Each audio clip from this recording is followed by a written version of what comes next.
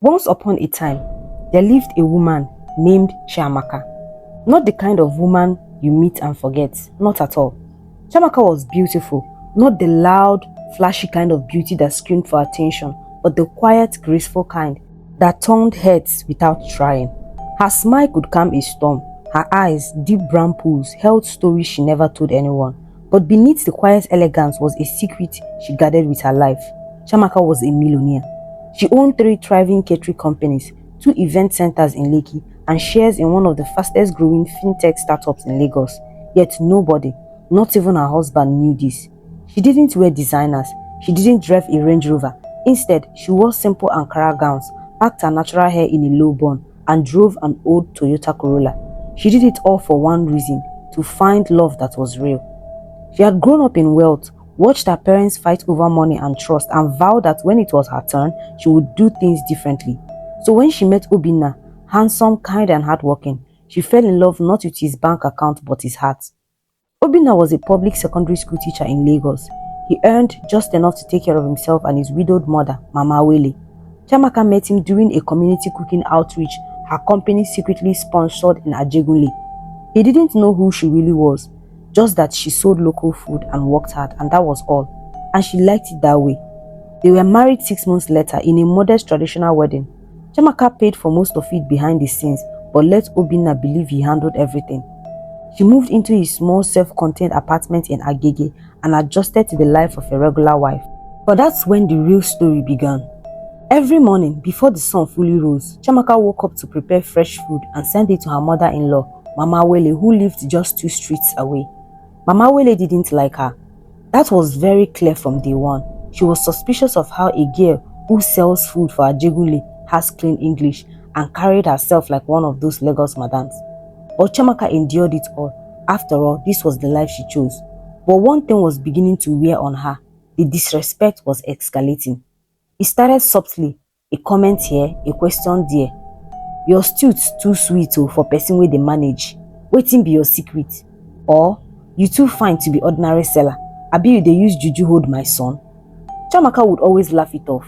But then Mama Wele started coming to the house unannounced. First once a week, then twice, then almost every other day. One afternoon, she did something that left Chiamaka frozen in place. It was a Thursday. Chiamaka had just returned from the market, carrying fresh vegetables in a black nylon bag. She was about to enter the kitchen when she heard Mama Wele's voice from the bedroom. I'm just saying, Obinna, open your eyes. That girl is hiding something. You think say better woman go just accept marry poor teacher like you without one long plan behind them? Chiamaka paused at the door. Obinna sighed, his voice low but tense. Mama, please, this again? Chiamaka has done nothing but show love and respect. You don't have to like her, but I raised you better than this. Mama Wele snapped. That girl is a fraud. One day you go see her. Chiamaka backed away quietly. Her chest felt tight, her palms were sweating. She wasn't afraid of being found out, not really, but she was afraid of what this constant doubt would do to her marriage. She loved Obinna deeply, but love needed air to breathe, and the marriage was suffocating fast under his mother's weight. That night, she confronted him gently. They had just finished dinner, okra soup and eba. She was clearing the plates when she said, Obinna, can I ask you something? He looked up from the seat on the rug and said, Sure, what's wrong? She sat beside him and wiped her hands on her wrapper. Why does your mother hate me so much? Obinna exhaled and rubbed his forehead. Chiamaka, she doesn't hate you. She's just old-fashioned and protective. She thinks I'm hiding something, she said quietly. Obinna looked at her, surprised. Did she say that to you? I overheard earlier today. He rubbed his face again. She's just paranoid. Ever since my dad died, she's been scared that I'll be used or tricked. Do you believe her? Chiamaka asked, her voice firmer. There was silence and Obinna said, I don't know. And it felt like someone took a machete to her heart. You don't know? I mean, baby, listen. Sometimes you act secretive. I don't know your friends. I don't know your background well. You never talk about your family and you've never even taken me to your parents' house. Chiamaka stood up slowly. She stared at him like she was seeing him for the first time. He rose too. I'm not accusing you. I'm just saying maybe you open up more. Maybe then Mama will chill. She nodded. You want me to open up? Yes, he said. She smiled a strange smile and walked into the bedroom without another word. He didn't follow her. The next day, Chiamaka received a call that shattered her morning. It was from Ndidi, her personal assistant at Cheese Treats and Events, one of her companies. Madam, sorry to disturb you, but you didn't approve the client's final decoration budget for Saturday. Should I go ahead? Chiamaka froze. Why are you calling me? She whispered. You know I said don't call me unless it's life or death. Ndidi sounded panicked. Sorry ma, but the decorator said she won't continue setup until she gets a confirmation from you personally. The bride is threatening lawsuit if our wedding fails. It's already on blogs. Pulse NG don't post them. Chiamaka shut her eyes tightly.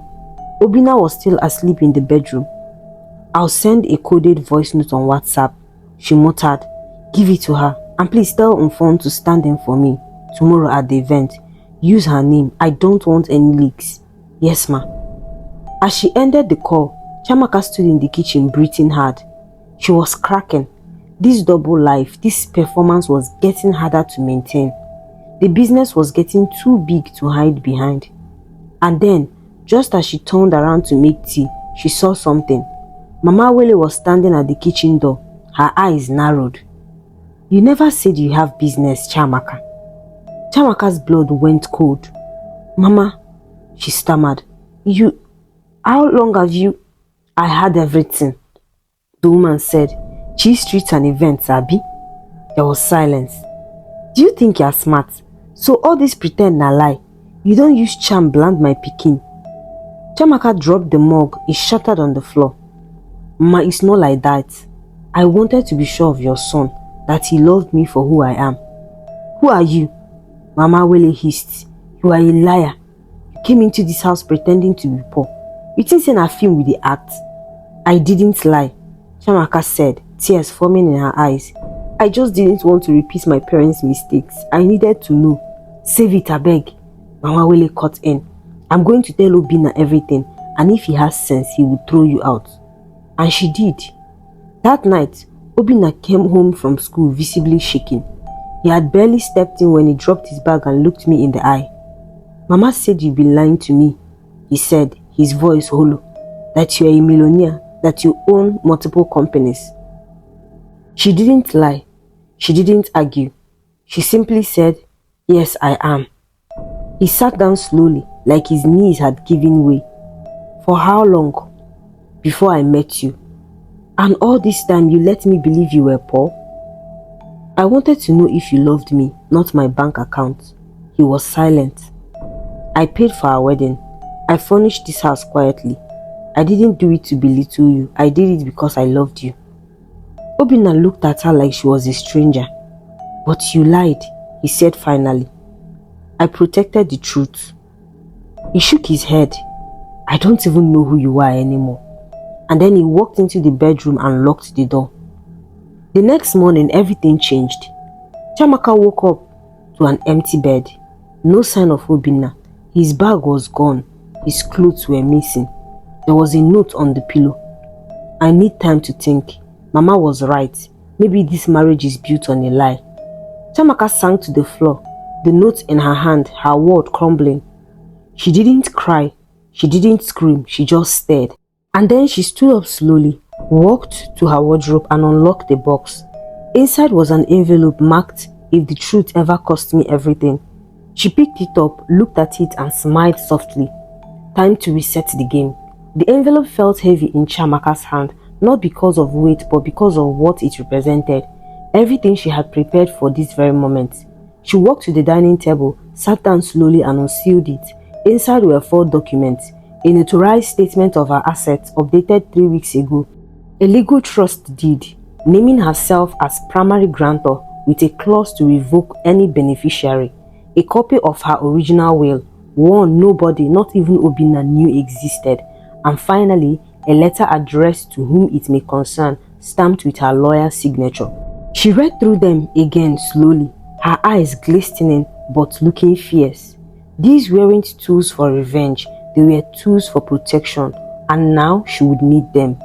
Meanwhile, across town, Mama Wele was doing what she knew best, scattering fire with her mouth. In the front yard of her neighbor, Mama Ebere, under a mango tree where all gossip matured like ripe fruit, she began spreading what she called the truth.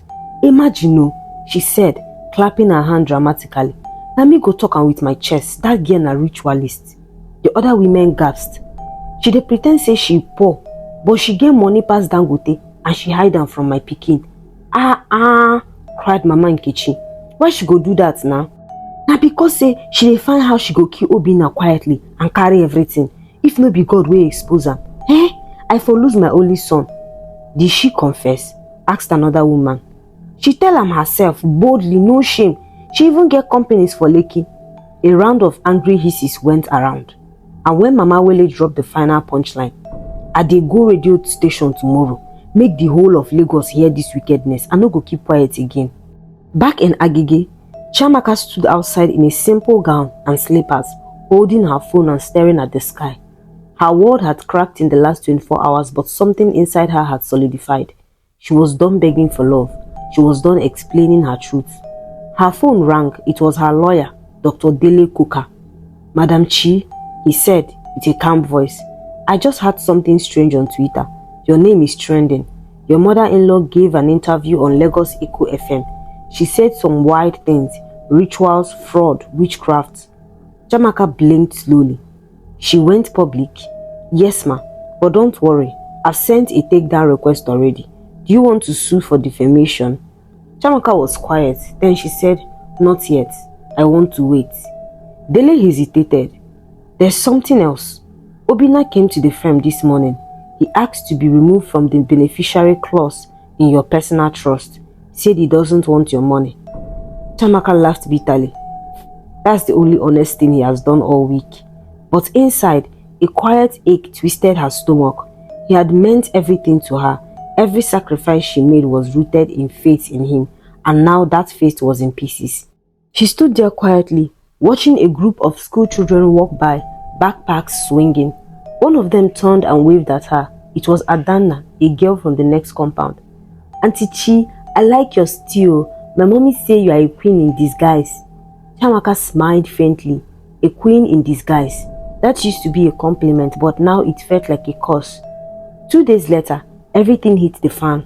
It started with a video, a grainy low-quality clip posted by an audio intern showing Mama Wele outside the station, gesturing wildly with her handbag swinging. "She hide her real face. She marry my son with trick. If na you, unko, you go happy." In just 6 hours, the clip had 87,000 views on TikTok, 25,000 on Instagram, and was reposted by several gossip blogs. The captions were wide. "Madam Billionaire pretends to be broke. Mother-in-law calls her out.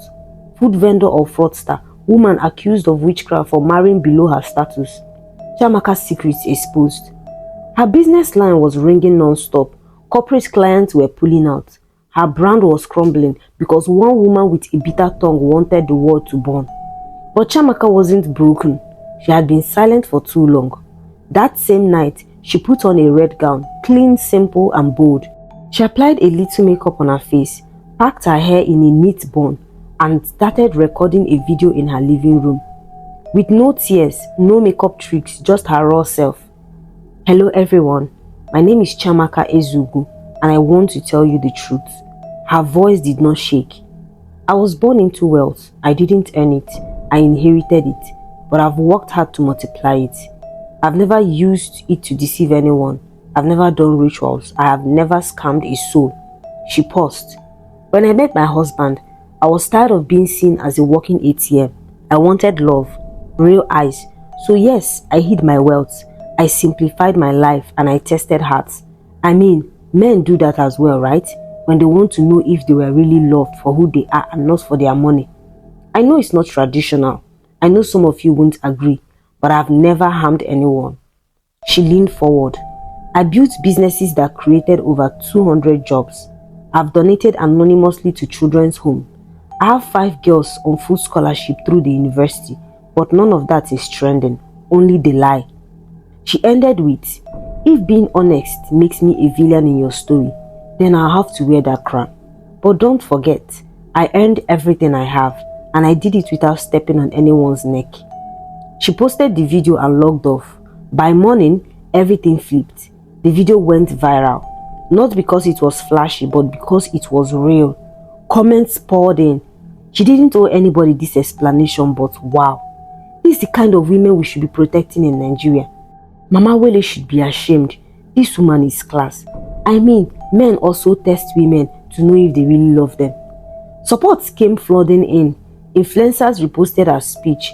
Business partners who had ghosted her reconnected, and her company's stock, it doubled.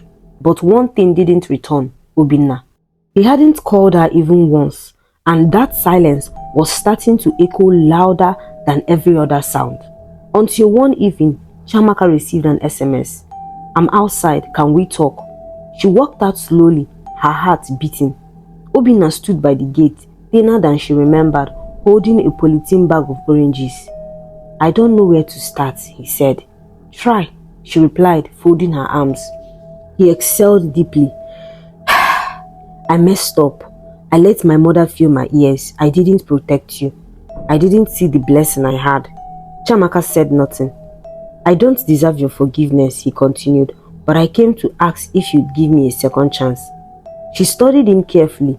He looked broken, genuine, but something in her had changed. "I'll think about it," she said at last, "but there are conditions." "Anything?" She nodded. "First, your mother can never enter this compound again," Obinna blinked. "And secondly, you will sign a postnuptial agreement that makes it clear that what is mine stays mine." He looked stunned. "You don't trust me?" "I trusted you once," she said. "Now I need to trust myself." Obinna nodded slowly. "I'll do anything. I just want us back." She looked away for a moment, and then her phone buzzed. It was an email from her lawyer. The email sat on Chiamaka's screen like a bomb ticking in silence. "Subject, urgent. Someone filed a petition against you from Barrister Dele Kuka. Received 6:41 p.m. She hesitated and then opened it. "Madam Chi, a petition was just submitted to the Corporate Affairs Commission and Lagos State Criminal Complaints Tribunal accusing you of fraudulent business conduct, tax evasion and identity misrepresentation." It was signed by an anonymous family insider, and it includes a sworn affidavit, audio recordings and a formal request for public investigation. "I'll need you to come to the office first thing tomorrow morning. We'll fight this. Please don't panic. Dele Kuka." Chiamaka stared at the screen in disbelief. Fraud, tax evasion, identity misrepresentation. She was so many things but not a criminal. Her heart pounded against her chest. Her breath came in shallow bursts. Her hands trembled as she scrolled down to the attached affidavit. That's when she saw it, a scanned document filed by Obinna Ezekwe, her husband, the one who stood outside her gate just hours ago, begging for a second chance. She dropped the phone. She couldn't breathe. Her body went cold, colder than the Harmattan mornings in Enugu. She had trusted him again, just like a fool, and he had gone behind her back to attack her from a corner she didn't expect. He didn't come back for forgiveness. He just came back to gather evidence and ruin her completely. The oranges, the apologies, the plea for a second chance, it was all a trap. She sat on the floor of her living room, her knees drawn to her chest. For the first time in days, she wept. Not the pretty silent tears she had learned to cry behind bathroom doors. She wept like a woman who had been cracked open by betrayal. From the kitchen, the kettle screamed on the gas. From the window, the wind howled outside.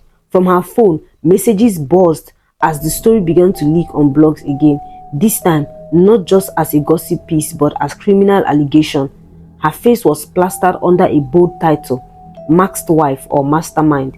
Lagos millionaire faces fraud petition by husband. The comments were already brutal. She's a Yahoo queen hiding behind stew and Ankara. This is why you can't trust rich women. Marry your class next time, bros. By 10 a.m. the next morning, Chiamaka sat across from Dele Kuka's office in Lekki. Dressed in Crips black blazer and dark blue jeans, her eyes were still swollen, but her voice was calm now. Dele placed the file on the table between them. "It's worse than I thought." "Show me, please," she said. He opened the folder. Inside were screenshots of emails, personal emails between Chiamaka and her regional manager, discussing how to restructure her personal taxes due to multiple business inflows. Not illegal, but when taken out of context, it could be deadly. Then there were audio recordings. Her voice discussing a new offshore account in Mauritius meant to protect her business from market collapse. Standard practice for big companies, but the way it was edited, it sounded shady, and the worst part, it came from her home laptop. Dele looked up. Only someone with access to your home or devices could have pulled this, Chiamaka. Her mouth was dry. I never gave Obinna my password, but she paused and her face changed. I forgot to log out one night. He saw me walking. He brought Zobo, kissed me goodnight and watched me type everything. Should we press charges for data theft? Dele asked. Chiamaka shook her head slowly. Not yet. Dele leaned forward. You realize he's trying to destroy you? No, she replied, her voice quiet but deadly. He's trying to own me. The real reason came out 2 days later. Through her contacts at the Sun, Nigeria, Chiamaka received a leaked document from Obinna's lawyer. It wasn't about shame, it wasn't about pride, it was about money. Obinna had filed a motion requesting 50% of all marital assets based on emotional damages, fraudulent deception, and psychological manipulation. Full rights to their shared home, which Chiamaka paid for in full, and monthly compensation until he regains emotional stability. She laughed bitterly.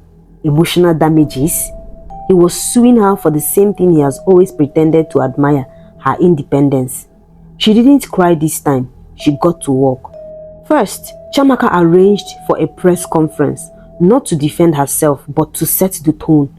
She stood in a tailored emerald green gown with minimal makeup and said, I will not cower.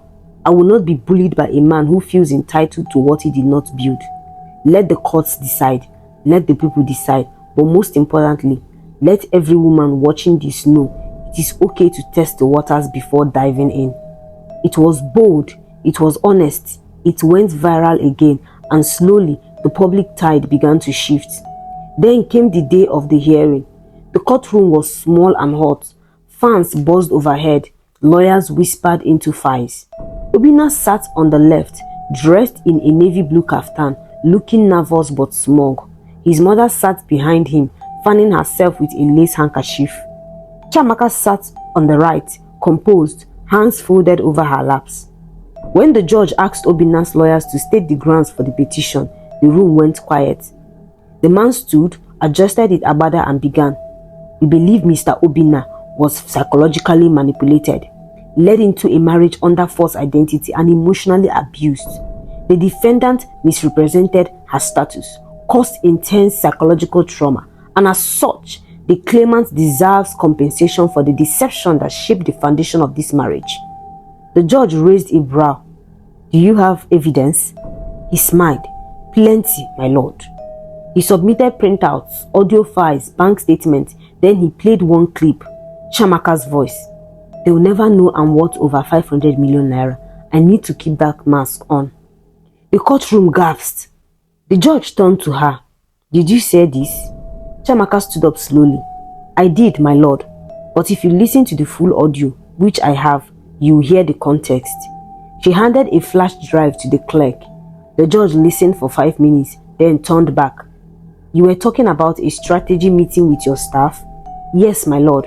About clients, not my husband. Obinna's lawyer fumbled his notes. Then Chiamaka's lawyer, Mr. Dele, stood up.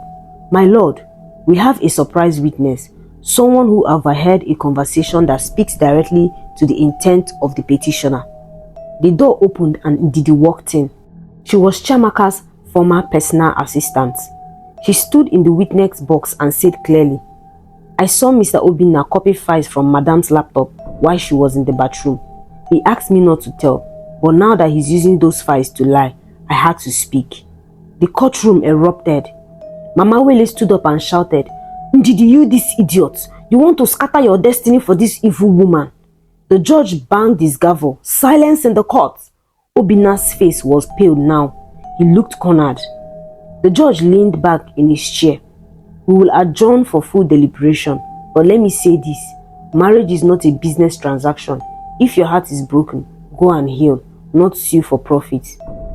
Outside the court, journalists gathered around Chiamaka. One asked, do you still love him? She looked at the camera, calm. I loved him enough to test him. I loved myself enough not to go back. And they left. She turned to her lawyer and whispered, let's file the counterclaim. The next morning, the legal team as Coker and Associates filed a counterclaim, a 63-page document accusing Obinna Ezekwe of unlawful invasion of privacy, theft of intellectual property, public defamation with intent to financially sabotage, mental abuse and coercion within marriage. The damages requested 750 million naira, but it wasn't about the money, it was about the message. You don't burn down the hands that fed you, then sew the ash. Lagos went wide. The news of the counterclaim broke before noon and ignited the social media. Billionaire wife strikes back. Lagos man wanted 50%. She asked for 750 million. Justice for Chiamaka trended as #1 in Nigeria. Every blog carried it. TV stations wanted interviews. Female entrepreneurs across the country began using her story as a battle cry. If Chiamaka can rise through betrayal, so can we. But not everyone cheered. That same afternoon, Chiamaka received a summon, this time not from the court, from Mama Wele herself. A confrontation had been set and Mama Wele had called a family meeting. She wanted it in public on neutral ground. Venue, Christ the Rock Anglican Church compound, Agege. Time, Sunday after second service. Chiamaka arrived wearing a plain white gown with no jewelry, no makeup, just a simple scarf and slippers. The compound was full. Plastic chairs were set in circle beneath the almond tree. A few church elders sat by. Some women from the community, a few familiar gossips, and in the center of it all sat Mama Wele, wearing a royal blue lace blouse, head tied 3 feet high, Bible clutched like a weapon. Obinna stood beside her, eyes downcast. A hush fell over the space when Chiamaka walked in. No one expected her to show. Welcome, said Elder Ojo, adjusting his glasses. We are here today because Sister Awele insists this matter is tearing the family and the community apart. He looked around. I would like to speak to us honestly, but respectfully. Sister Awele, you may begin. Mama Wele stood, voice already shaking with righteous fire. Thank you, Elder. I raised my son with my sweat, my tears, and I watched him struggle, teach in classrooms with broken windows. And this woman, this deceiver came and turned his head. She pointed at Chiamaka. She is not who she says she is. She tricked him with fake humility, hid her wealth, lied about her identity, and now she wants to ruin him, drag us to court. Murmurs filled the air. Chiamaka didn't speak. Obinna glanced sideways at her, but she never looked at him. She did not just lie to my son, Mama Wele continued, voice rising. She lied to God, to this community. Who marries and hides her wealth? Who builds a castle and enters a man's hut pretending to be a beggar? That is witchcraft. A few women nodded, but others frowned. Then Chiamaka stood up, slow and steady. May I speak? There was silence. Elder Ojo nodded. She stepped into the circle. I married Obinna because I loved him, truly. I loved his smile, his heart, his simplicity. I did not come with pride, I came with peace. She turned to Mama Wele. But you never accepted me from day one. You called me a suspect.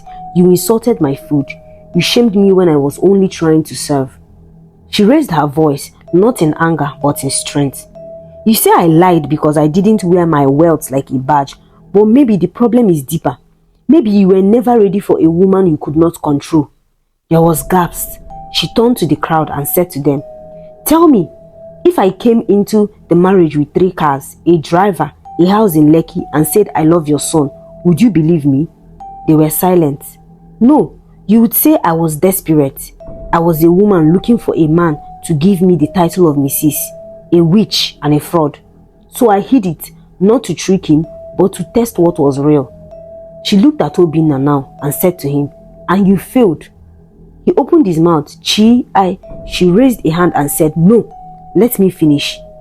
She turned to the crowd again. This marriage has taught me something powerful. You can give someone everything, but if they come with emptiness in their soul, they will still act like you owe them. A low hum of agreement rippled through the crowd. Chiamaka removed a white envelope from her handbag and held it up. This is a withdrawal letter. I'm officially dropping the counterclaim. There were more murmurs. But not because I forgive. I am doing this for me, to close this chapter, to walk away clean.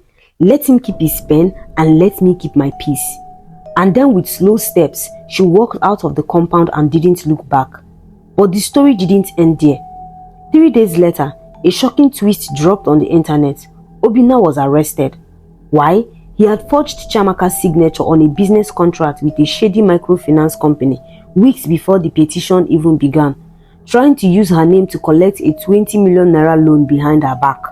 The evidence came from one of Chiamaka's former staff members who had resigned after Obinna offered him a bribe to access internal documents. It was all on CCTV. The blog headlines changed overnight. Husband of billionaire Mark's wife nabbed in 20 million naira signature fraud. From victim to villain, Obinna's fall from grace. Mama Wele is silent now as her son faces police probe. Chiamaka never made another video. She didn't need to. Instead, she moved out of her gige, out of the shadows, into a new clean home in Ikoyi where nobody knew her unless she wanted them to. She started a foundation for young girls in secondary school to teach financial literacy and emotional independence. Then she named it The Unmasked. And on her desk in her new office with glass walls and sunlight pouring in, she placed a small framed quote. It said, "Tested love is better than decorated lies." 1 year later, inside the sunlit office with floor-to-ceiling windows, Chiamaka sat in silence. She wore a loose white kaftan, no heels, no lipstick, just a pen in hand and a glass of zobo untouched beside her. Her desk was cluttered with files from the Unmasked Foundation. Reports from schools in Abeokuta, Makurdi and Nsukka. The work was growing, her girls were thriving and the vision was expanding. But her mind was elsewhere. She had just received 2 letters. Both arrived the same day. One of the letters was from Kirikiri Maximum Security Prison. One was from General Hospital Agege. She stared at both. The envelopes were creased, cheap brown paper, handwritten names. One bore a faint tear mark at the edge. The other had a small oil stain near the stamp. They looked fragile, like apologies that came too late. She opened the first one, Obinna's handwriting. "Chiamaka, if this letter ever finds you, I want you to know I was wrong. Not just for what I did, but for how I looked at you. I was so used to struggling that I didn't know how to handle abundance. You were everything I prayed for, and yet I let fear whisper that I didn't deserve you. My pride made me a prisoner long before this cell did. I wanted to matter. I wanted to be the one who provided, but instead of growing beside you, I tried to control you and I tried to own you. They say prison breaks men, but this place, it is fixing me. I see myself clearly now and I see you too. Forgive me, not for my sake, but for yours. You deserve to walk without carrying my shadow. If you ever reply, don't write back to me. Write to the girl you once were, the one who gave love without a mask. Obinna." She read it twice, then folded it and placed it in the drawer. The second envelope trembled in her hands. It was from Mama Wele, the same woman who had cursed her name on the radio, called her a witch and shamed her in public. The letter was barely a page. "Dear Chiamaka, I'm in the hospital. My body is failing, my heart too. This past year had been bitter. They don't allow me to see Obinna often. The church no longer calls me for meetings. My compound is quiet now, too quiet. I remember the words you said at the last meeting. Let him keep his pain, let me keep my peace. You didn't shout, you didn't fight, you just left. I thought you were weak for not answering back. Now I understand that that was your strength.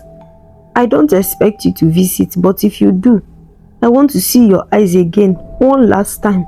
Maybe then I'll learn something before I go. Mama Wele."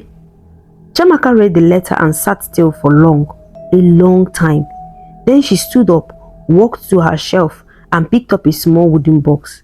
It had 7 letters she had written over the years but never sent. One was to her late father, one was to herself at age 15.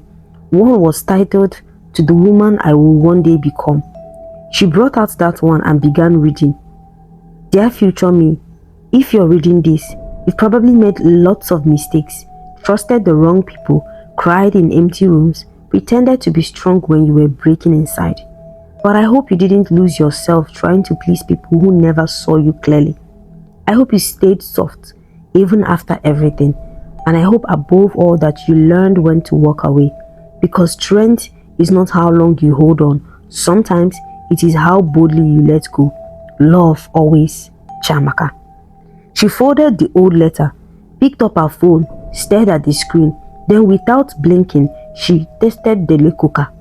Please arrange a hospital visit for Mama Willie. And just before sunset that day, she put on a calm cream dress, picked fresh fruits from her kitchen, and got into her car. Not for them, for herself, because forgiveness was the final marks she would ever remove. 6 months later, the Unmarked Foundation opened its first boarding school for girls in Ogun State, fully funded with scholarships, therapy sessions, vocational labs, and one rule boldly posted at the school entrance: here, you can be exactly who you are and still be loved. Chiamaka cut the ribbon in silence. No long speech, no TV interviews, just a small smile and the wind brushing through her scarf. And far away, behind the school fence, a teenage girl in braids whispered to her friends, "That's her, the one they used to call the maxed wife." The friend asked, "Why maxed?" She shrugged. Maybe because some people need to hide who they are before the world learns how to handle them. The moral lesson of this story reminds us that true love should not be conditional. Chiamaka's story teaches that genuine love is not based on wealth, status, or appearances. Anyone who only loves you when they know what you have never loved you. They loved your possession. In a world full of manipulations and hidden agendas, it is okay to test the strength of someone's character before giving them full access to your life. Chiamaka tested Obinna and saved herself from a lifetime of emotional slavery. You don't always have to scream to be heard. Chiamaka walked away from the noise, let truth do the talking, and won with dignity, not drama.